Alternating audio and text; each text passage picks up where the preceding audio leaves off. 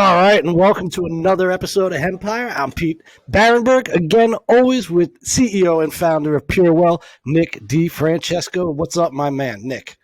I'm good. I'm feeling extra motivational today. It's been a positive day. It's been a I'm very feeling- positive day. It's been very positive, and I feel like it's going to get a lot more positive. That's what I think right now. So why don't we tell everybody who we got on, Pete? I mean, right here, we pretty much got a man who's on a positivity mission. He's a singer, songwriter, and I don't have to wait any more time because if you don't know who he is, you damn right you're going to know who he is after this. This is Sober Junkie. What's up, brother? Hey, hold up, look, listen, what's good with y'all?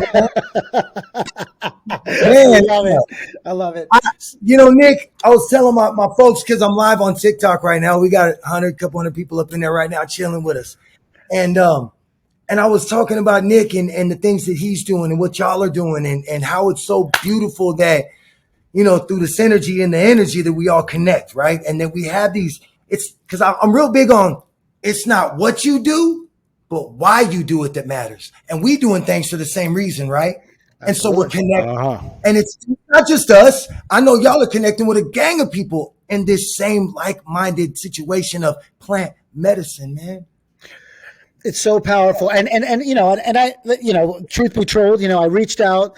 I was like, look, you want to be, it's someone that I've listened to you for a while. I just love your message, right? And we were talking about this. I love what you stand for. I want you to kind of tell our listeners kind of where you came from and how you got here. We're going to get into all that. But what I only knew at first was just you're motivational. Your quotes, your videos, the things that you do that you want people to just get up and do something with their life, right? Give them the gas that they need.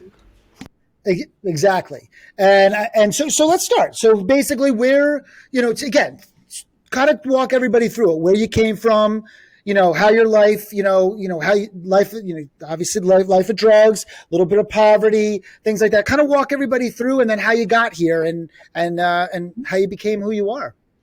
So I want to keep it kind of short and sweet because I want us to really be able to get and talk with each other more so than me even just talking, right?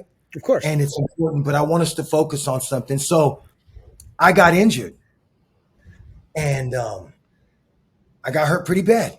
And there was a lawsuit. There was going to be some money, right? And I went through the process. They put me on some heavy opiates, guys. When the lawsuit was over, right? All of a sudden, it was time for me to get off the opiates, right? See, why these doctors got that thing going on, they're like, yeah, you guys know, right? They're making that money. They're keeping you on the East Coast, correct? Yeah, on the East Coast of Florida, yeah. During my addiction, I went out there a couple times. So it's real. So I get hooked. They cut me off them. Buddy's like, my brother's got something cheaper, man. I was like, nah, I don't want to shoot nothing. And he's like, nah, you can bang it off the foil and smoke it, this and that. It's cheaper than you trying to go find pills and this and that. And bro, man, they did you wrong. You're hooked. Oh, yeah. Fuck, man. And I chased the dragon, bro. And before you know it, I was mainlining, man. And I'm off to the fucking races, bro. I went hard, heavy, and fast, man. I've always just, really went all in or nothing, whether it's good or bad, right? Because I got that personality. Right. What I've learned getting clean, right, and getting sober is to utilize that same I go after this life that I'm living, bro, like a bag of fucking dope. You understand? And for a junkie that's kicking on day 2.5, you know what I'm saying? That's how I'm right here. So get back to the story because, I was trying to smoke my joint with you guys outside, right? Well, you can always smoke on the show. We're down with that. That's okay. You know what I mean? But I'm coming back for that one. But so I got hooked bad, man, and I lost my way, guys. In and out of prison, high-speed chases, all drug-related charges. Everything I did was because of fucking dope. In and out the joint, and finally got to a point where I got out, I relapsed, and my ex-wife had called me to come home. She had found some rigs. Actually, Bear, my son, had picked up my shorts in the bathroom and syringes fell out. Oh. That was her, she was like, dude, you got to go or you got to get clean. Like I I ain't doing this. I can't watch you kill yourself in front of your kids. And I'll never forget what she said. She said, you're the smartest man I've ever fucking known. And I don't understand what you're doing right now. You could be anything you want to be. You could do anything you want to do. Like, you have this ability. Like, what the fuck is wrong with you? Like, what are you doing? And I remember that shit, you know? And that night I went to an NA meeting. I did do a shot in the bathroom. I'm not going to lie to you. And then went into the meeting and sat down and was tripping and realized that night that there was people just like me, you know? And there was people that wouldn't look at me crazy for that crazy, weird shit that I was so embarrassed of, you know? Right. Because they were the same, you know? And I love that about the community of NA, you know? But let me back this up for a second. So yeah. Well, I start going off to the races. No, this is good. I want to, the reason why I want to back this up, because you said something, this is crazy, because when you're talking about before that, you were not on anything. You were maybe drinking, smoking, whatever, but you weren't hooked on opiates, right? Before your accident. Accident. Okay. I did other drugs before in my past. I did meth. I did other shit, but never opioids and heroin. That's a whole different cha-cha, and that's what people don't understand, and it is attacking everybody. It don't matter what color you are, where you're from, none of that shit. 100%. Right. That shit to take our people out. And when I say our people, I'm talking about humanity, right? And they also designed it to take my people out, and I'm talking about my indigenous. Well, hold on. That's what I was going to get with this. So obviously you're Native American. Again, I don't know if many people know that or whatever. And so the point, he doesn't look, I mean, you know, if you'll see him on video, but he doesn't, you know, he looks, you know, he doesn't look like you look all Indian. You definitely have a mix. You look white and Indian. You're Latino. Right. Yeah. So, let me educate you real quick. Hold on. Yeah, absolutely. So that's the thing that's wrong with the world. Is everybody has this stereotypical Native American, what they think an indigenous person is. And it's better to not use the word Indian. So, because I'm going to educate you today as a brother, it's better to say, you know, Native, just say Native folks. Native. Okay. First peoples, you know what I mean? First nations, right? And the truth in the matter is we look like everything from this color to the sun. And we've mixed in so much too, as well. There's so many of us mixed natives that are mixed with all different races. Like, from Native and Jewish, you know what I'm saying? Right. From Native and Black, from Native and Chinese, you know what I'm saying? My girl's daughter, you know, which is beautiful. Like, you got to know it's so diverse within our culture. The thing is, full blood. You just saw my girl, you probably wouldn't know he's full blood.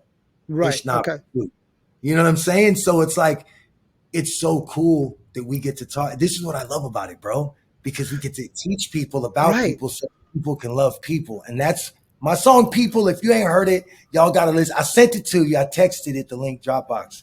We're going to talk about all that.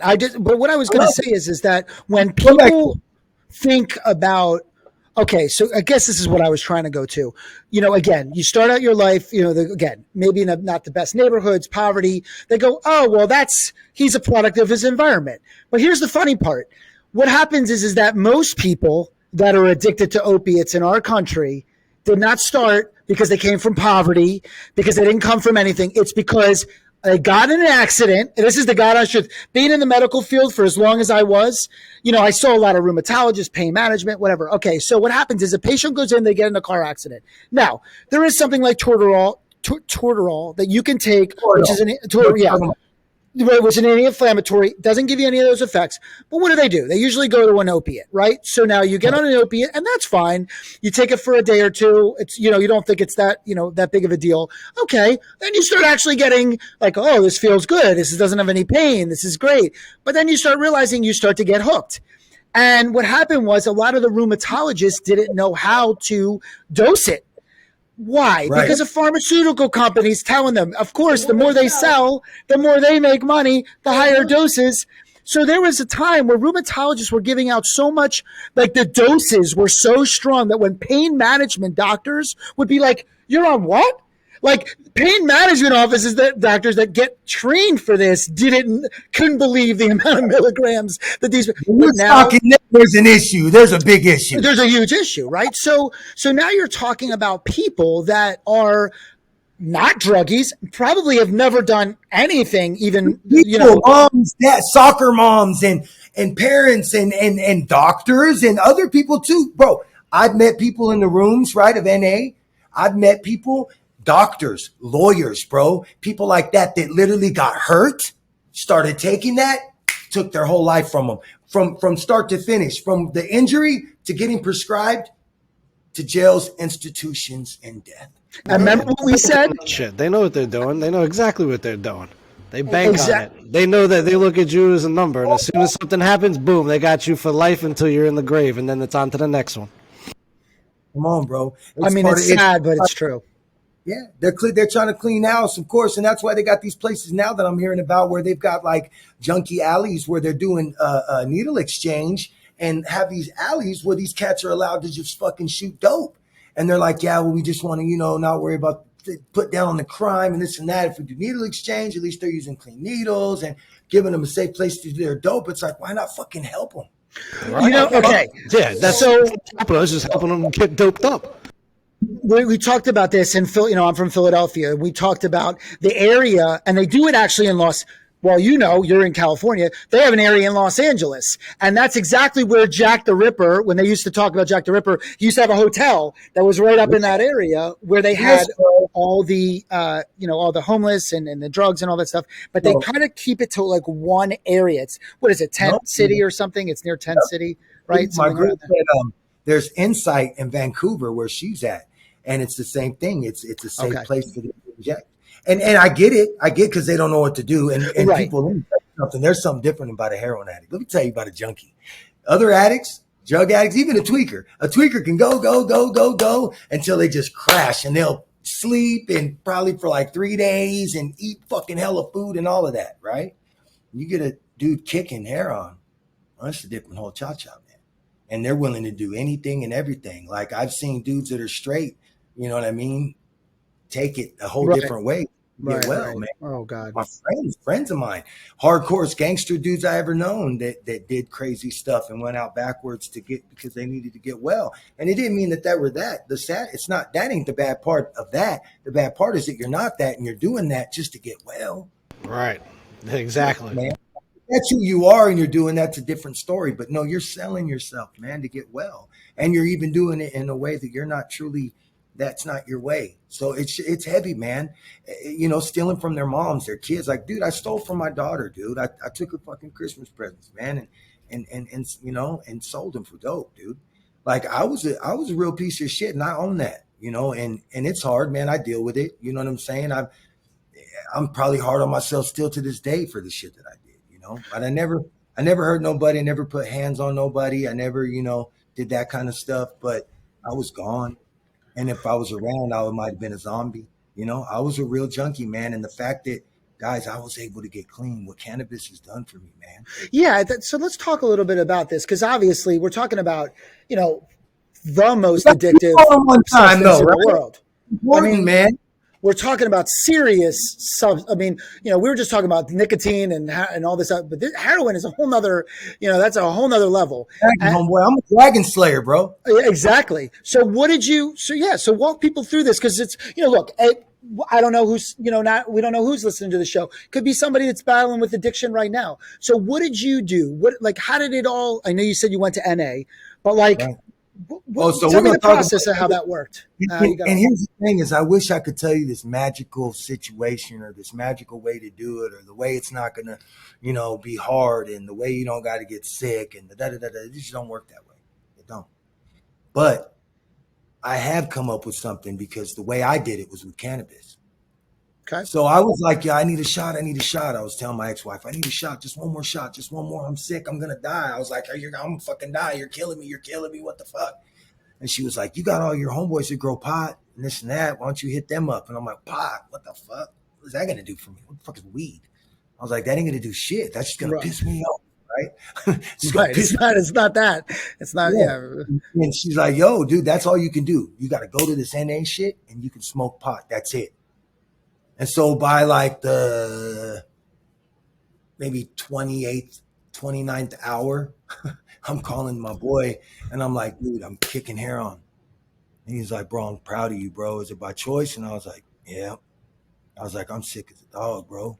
I'm shitting on myself. I'm throwing up on myself. Now nothing's coming out, but I'm like thinking I am. Like, you're dry heaving. You ever dry heave through your asshole? That's something different. Jeez. Holy. Different. And you got yellow bile coming out of yourself that just smells toxic as fuck. Like acid, it just burns. Motherfucker. Talk about kicking heroin. And you get the same shit from opioids too. Same shit. Same shit from lean. Anybody that's really sipping lean that has had the kick knows it. And that's what sucks, because a lot of folks, as soon as they figure out that kick is going to be as bad as it is, they do what I was doing. I said, I got to figure out how I can get fucking loaded for the rest of my life. Scary.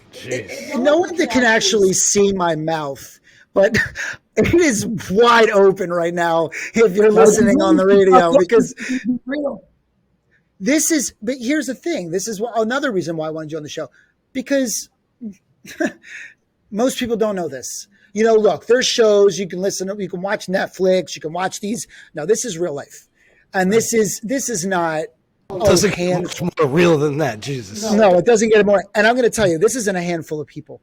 This is millions of people that are suffering from addiction and this same issue that's going on every day. So this is what we got to talk about, and this is what I love about what you're doing, bro. Yeah. This is what I love about what you're doing. You know, my girl and I, we talk a lot about it, because her and I, it's crazy, bro. Creator put this woman in my life, and we'll talk about that part later, because it's a whole podcast of its own.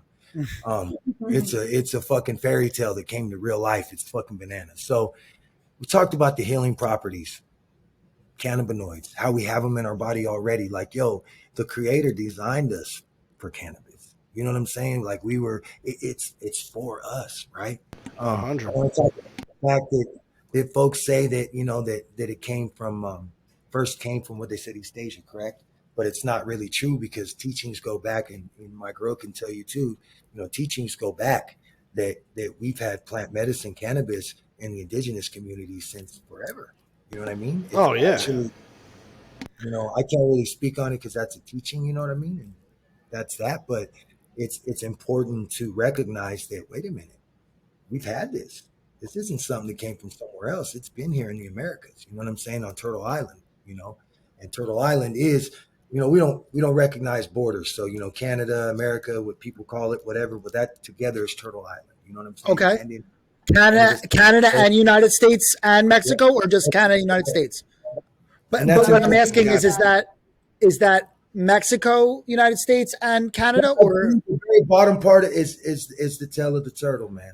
Okay. Of Mexico. Yeah, and that's okay. You know, your Aztecs, your Mayan. You know what I mean? There's a lot of people who don't realize, like, but that's a whole other thing too. So we're gonna get back over. We're all over the place. I gotta reel you in.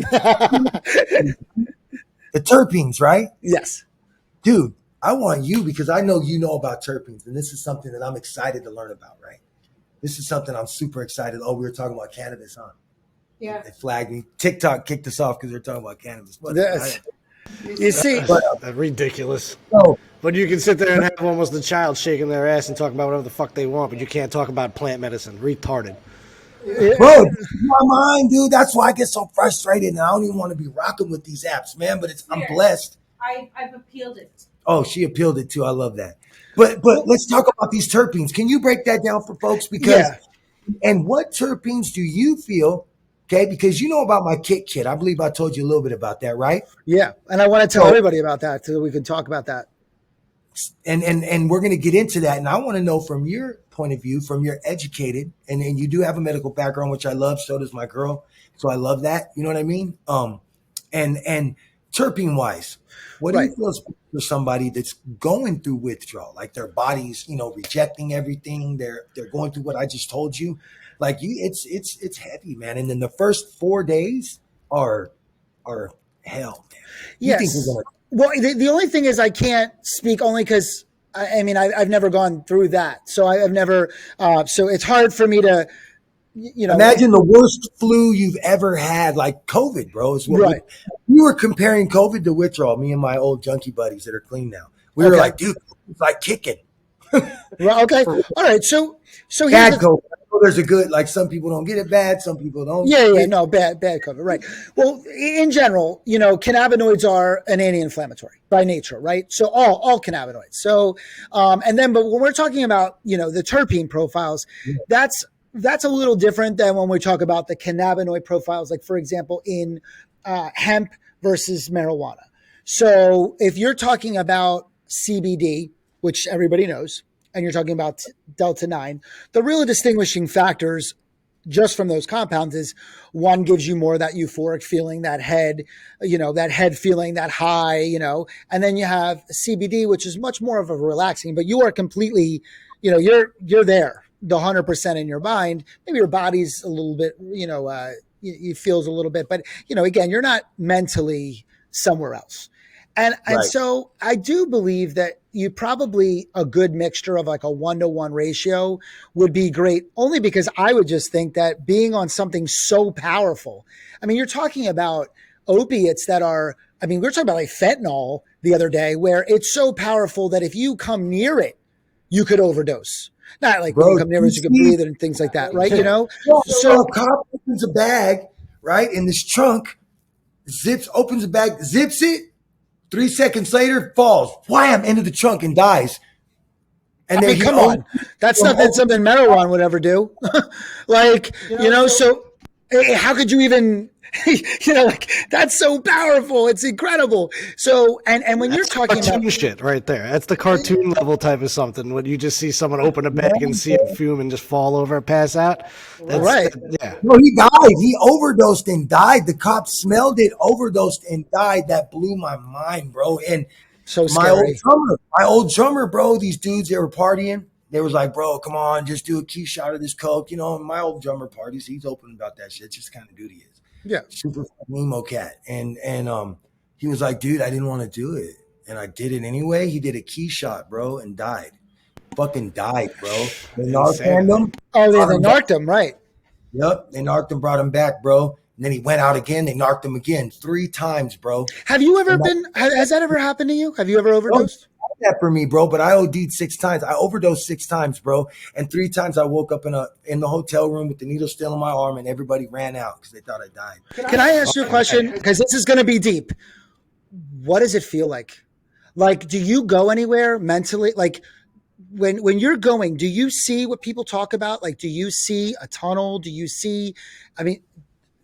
Walk me through that. Is that something you're conscious about, or? No, I don't remember. I remember waking up, bro. I remember doing the shot, and I remember like coming to, not even waking up, coming to. You come to. You don't even fucking wake up anymore. You're just like, and then you realize, man, and all 3 times I defecated myself, shit and piss, wow, and vomited. Thank God I was sitting against the wall with my legs. Well, that's the out. problem, right? Because a lot of people, right? Yeah, dude, I've had like 3 of my homeboys die on their vomit, choked on their vomit. That's unbelievable. But I mean, you don't, when you're saying coming to, meaning you wake up and you're, is that what you mean? Like you pass out basically, and then you wake up and you're awake with the That's why they thought I died, like, because your fucking eyes roll back in your head and you're fucking, and everybody's so fucking loaded and high and tripped out and tweaking on meth, and because we did meth and heroin together. It was a fucking rock and roll party. Right. It was extra, dude. I was, and that's why I have high speed chases and shit on my record. It wasn't that I was some Billy badass motherfucker, but I was so fucking gone, man. Okay. I was so fucking out of my mind, dude, that I lived my life like a cartoon character, bro. So coming from that, coming from all of this, because obviously I know that everybody's, it's heavy. It's deep. So how you come from that, and what do you're obviously smoking. So you said you're at the 28th hour. You start smoking, THC. And to get back to your answer, just so really quick. Purple, right. So you got some real deep THC. So more of an indigo probably type of feeling as well. And that's what you were asking about terpene profile. So with terpenes, it's kind of crazy. in the fact of is that people know it as indica sativa, right? That's how everybody classifies. But really, it's not about that. It's a little more complicated than that, and knowing the terpene profile that's going to work for you. So on our side, though, it's not that we just use, when I say on our side, on the hemp side, is that we're using the actual cannabinoid, not just the terpene. And that's a new thing, bro. Right. So it's different. So CBN, for example, that's a cannabinoid that by nature, it does make you a little more sleepy. Okay. Gotcha. And it's not, it's a more of a sedative type of cannabinoid, but it's also one of the only cannabinoids that you can't build up a resistance to. So if somebody's using it for sleep, yeah, right. So meaning like if you're using, it's not like, what's that stuff called? Or like Ambien or melatonin. Right.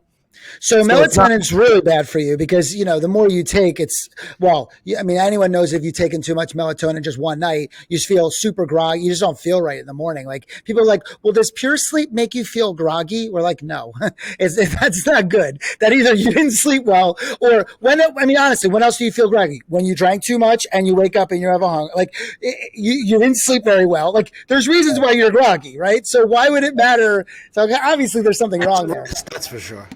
Yeah. So yeah, in that respect, the cannabinoid profiles are what rules that. And so it depends.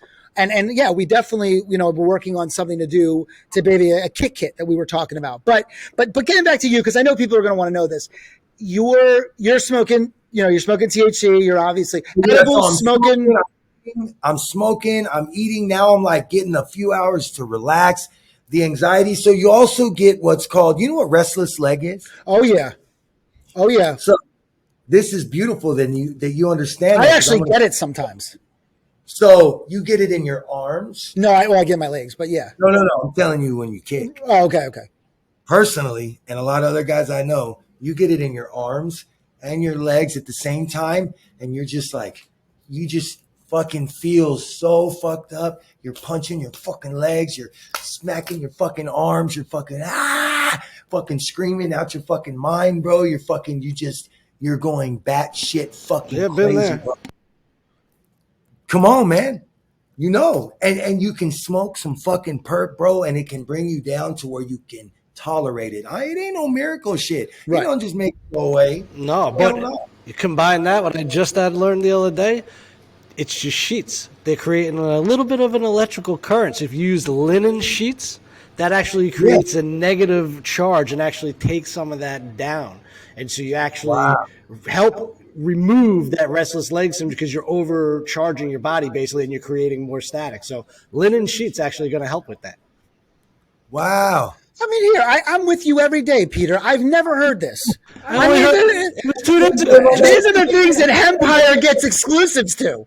All right? Man, I can't help it, bro. You didn't know about it until right now. That's why. Right. No, but you know what though? But see, like it's every little thing. But okay, so now, all right. So we're smoking. Obviously, it's taking the edge off. I'm smoking, and I'm going to NA meetings every fucking day, bro. I really am. I'm showing up. You know what I mean? And I'm staying off the shit. I get to month 6, right? And I go to Circle K. I had a job, and I see somebody from my past at Circle K. And they were like, hey, man, what's up, fool? You know what I'm saying? What's good? Hey, homie, I got some bomb-ass dope. But they had meth. I said, what do you got? And he was like, I got some meth. And I was like, he's like, come on, fool, just once. Let's just fucking party one time, homeboy. Come on, you're doing good, bro. This ain't H, bro. You're good. This ain't black. You could do this shit. So my dumb ass fucking does it, right? Bro, It was the worst experience I ever had. Shit. I'd been in this program learning about myself. I'd been in this program really working on myself. You know what I'm saying? Going through the steps, sharing my fucking feelings for the first time in my life, bro. Being open, crying and shit. Like, I was committed, bro. And it ruined getting high. I was so paranoid, bro. I thought I'd seen everybody from the meetings. And it was during the day. I ended up in my buddy's fucking shed in his backyard, hella hot. It was like a fucking, I don't know, 97 Right. degrees. Oh, I mean, the shed's hot and it could be 60 out. So, I'm in the shed tweaking, and he comes in there. And what the fuck are you doing in my shed? And I was like, bro, I relapsed, bro. And he was like, oh my God, I got to take you home, bro. And I was like, no, right, And of course. Right. bro, that night I went to a meeting and I fucking owned that shit, dude. And I broke down crying. And you know what they fucking do?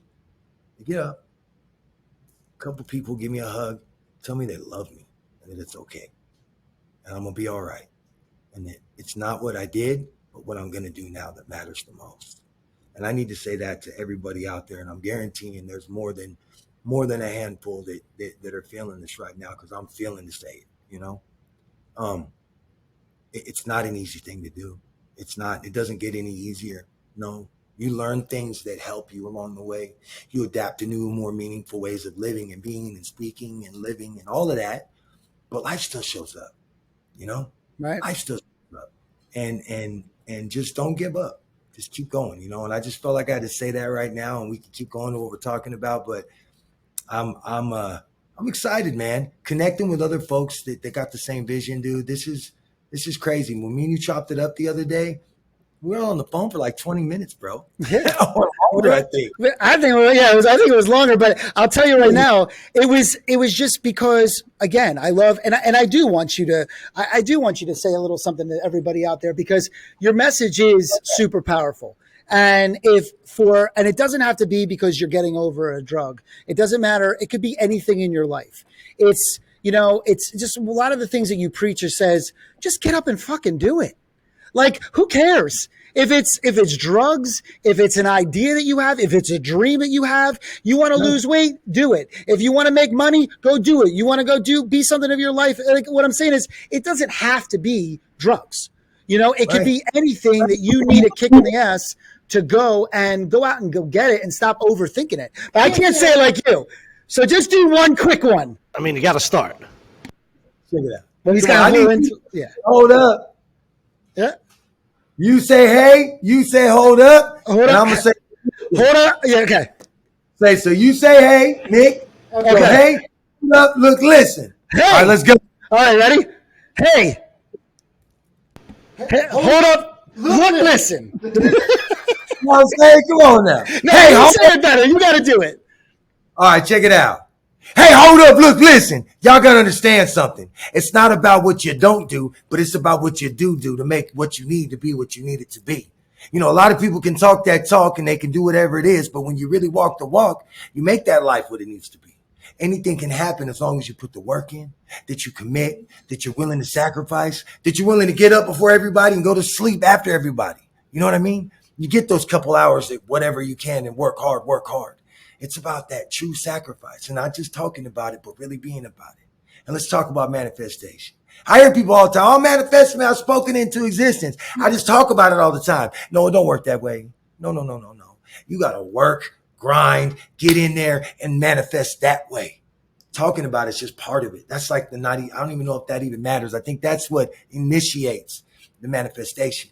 It takes that true, heart, soul, grit, and grind to make whatever you want to be. But you can't if you do. I mean, come on. How do you not get motivated listening to that? It's true, because everybody can look into themselves and they could be better in whatever they're doing. You got to look into yourself. Everybody's in denial. Oh, I can't do this. They make excuses. Why are you making excuses? You're only hurting yourself.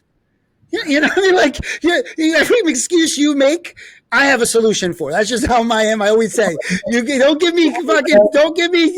solutions. I don't want excuses, because that's just my mindset.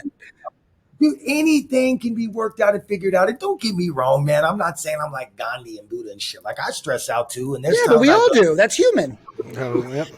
But you just gotta surround yourself too with people that are really gonna be there for you. With people that are going to notice and recognize and see you going through the hardships and the hard times and be able to motivate, lift you up, and help inspire you when you need it. Be that light as much as you can, but it's okay to need that light also. Remember that part. That's even more powerful than the first part. And so let's talk about this. First of all, is this true? Are you training to be an MMA fighter? Oh, look, man. Hey, Were you or boxing. were you not? I don't know if that's true. No, I'm boxing, bro. So Sweet. my cousin wants me to do MMA, but I like boxing, bro. You know, Okay. they got a thing called Island Fights, so he's actually looking for somebody for me right now. So I'm kind of glad we're on here. If anybody wants to catch these hands, Oh shit. no, let's raise some money. I really want to scrap with that dude Dogface, man. But That would be. because people that are gonna get people's attention. Like we need people with platforms, right? People that are doing things. And I heard he's kind of a bigger guy, and I'm a bigger guy, so I thought it'd be kind of cool, you know. And you know what, man? I'm big on making a difference, and I feel like we could utilize that fight to promote MMIW, missing and murdered Indigenous women. You know, that's something that needs to be stressed. And instead of me breaking it down and teaching you all about it right now, I want to ask each and every one of y'all listening right now to go to your Google, and I want you to search MMIW, and I want you to learn about that. And I promise everybody that does that will be sending me a direct message and going to be telling me like, oh my God, SJ, I didn't know. And now that you have, not only do you have the well, you're talking about boxing, but you're a musician, right? So that's something you did before everything, all the craziness happened, or is it always something you had music wise? No, see, music wise. So you talking about my song, the MMIW song? No, just in general, just your yeah, exactly, like your. Absolutely, and it's important for me to make music for things like that because that's what I hold close, and that's like my song "Hope and Pray." So, like when you listen to my music, listen to that MMIW song. You know, listen to "Hope and Pray." You know what I mean? And that touches everybody. You know, it's not about a religion or anybody's personal belief. It's not. And if you watch, there's a actual video, and it's really cool because there's a part where it's people praying in all different ways because we're all connecting to a power greater than ourselves, right? And it's nobody has a right to tell nobody else that their God ain't their God, right? Oh yeah, Creator. for sure. And I feel like Creator gets at us like Creator needs to get at us. You know. Well, no, but what I was saying is But not either. did the music come before after? or after? Is what I'm saying. All your music, just everything, just you getting into music and. I've been making music since I was a kid, bro. Okay, that's what I thought. Because I've always, dude, it's crazy. I was an a cappella choir in high school, and I was going to be the lead role in Pirates of the Penzance, but I ended up getting in a fight, because I was a knucklehead and shit. Ruined. I remember the drama teacher was crying. She was like, "Oh my gosh, you could be so good. You sing so beautifully," and all this stuff. Like, right, I was a kid. I was like, okay, whatever. Right. Well, listen. I mean, when we're young, we do stupid shit. I mean, this is what happens. Run around in tights, all that bad, Oh, we need to pull pictures of that because Pete, I actually had a thing when I wore tights for a costume. I don't hear the rest of it from Pete, so now we're gonna have two pictures of tights. Me and Sober Junkie here. And just have a collection of guests in tights. Apparently, I mean, everybody you seem to get on has a thing about tights. I love it. So what's your inspire you now with music? And I know you're doing some new things with music. I know we talked about it. I know you had some issues with the label. Not to get into all that craziness, but if you want to, whatever. But yeah, I don't want to get deep into it with the label. Let me first say that I acknowledge and recognize all the amazing things that were done for me. But at the same time, I recognize and acknowledge all the messed up things that were done to me as well. And I think it's best that I go my way and they go their way. I'm not doing the court thing. I know I had made a post and in the beginning and it said I was, going to do what I had to do. But honestly, guys, it's not worth it. It's not worth it. Like, I'm free and I could do me right now. And that's a beautiful thing. And so I decided to do this GoFundMe, you guys. And what's really cool is my girl helped me with it. I'm not super savvy and, but I wanted it to be right, and I said, I want to give an opportunity for my fans, right? Well, my family, I don't like saying fans, but my family to be a part of this project, right? I recorded all this incredible music during the pandemic, man. And I'm like, this is like an album. This is a freaking project. How dope. Well, you had music out before, though. I mean, but it was singles. I had a live album, but I've always just dropped singles, bro. I Right. had one live album and everything else was singles, man. And I did that in the last 10 years of my career. Like, bro, I've been at this music for 10 years hard as a career. 2014, I became an ASCAP singer-songwriter, and got my publishing and my writers and took it serious. In 2018, I got that Mountain Dew commercial with my song "You Got It," and then my song got on the radio, and that was huge for me, out here in Vegas.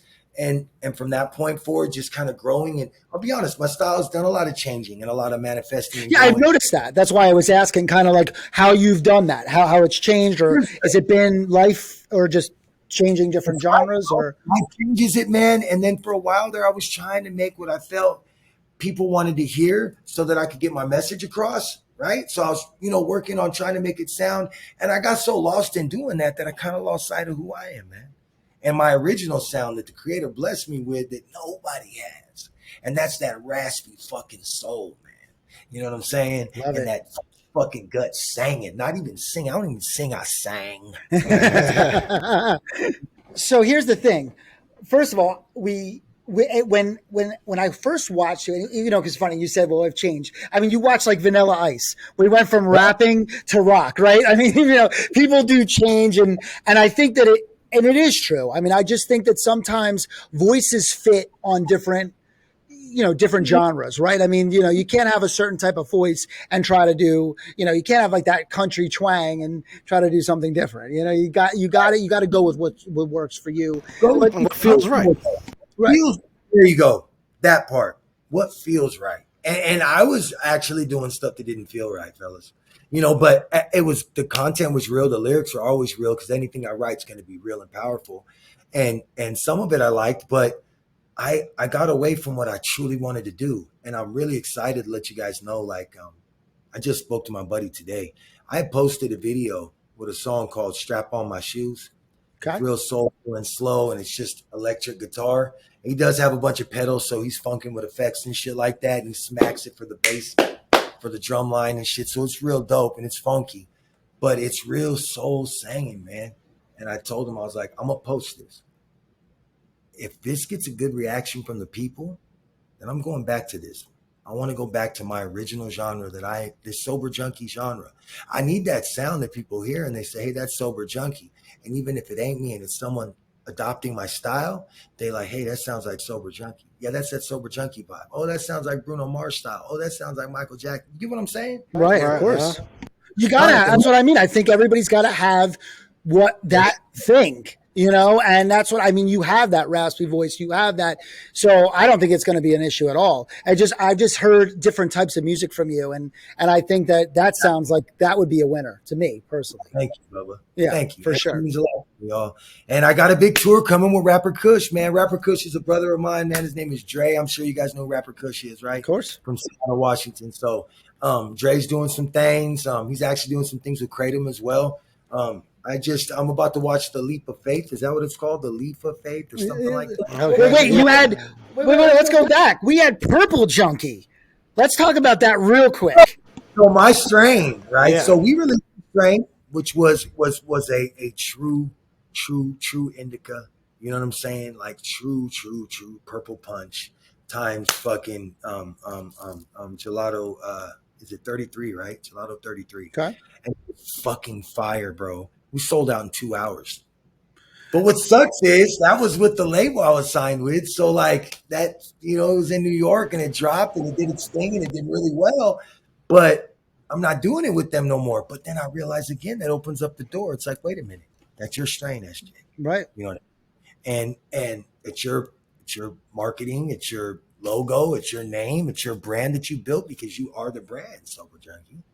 Yeah, I mean, look, at the end of the day, everybody's trying to, put out these brands and all this stuff. But look, the quality of the product is what's going to sell it and the story. So, I mean, that's what we do here. It's all about quality no matter what. Now, again, we're not on that, high THC side, we're on but it's still, we're doing different things. We do custom formulation. So we could do something where we take that terpene profile and put it into something, like you said, that kick kit. I mean, we definitely would put something together because, you're talking about terps, which is totally different than the THC content, even though we do have a Delta 9 gummy now that we can use, but terps. And we could add those terps to it. Exactly. I need a CBD for anxiety gummy. I need a gummy for anxiety. Well, you're in the right place because I happen to have one. Care package. I'm going to send you that. Give me a care package too, and I need something for my mom.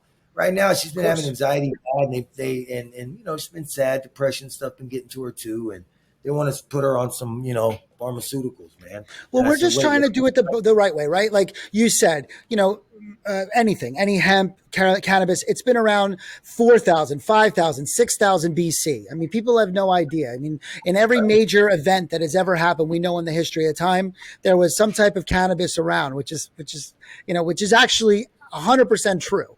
And it isn't something. It was right around the corner behind the alley. Yeah. Yo, JC.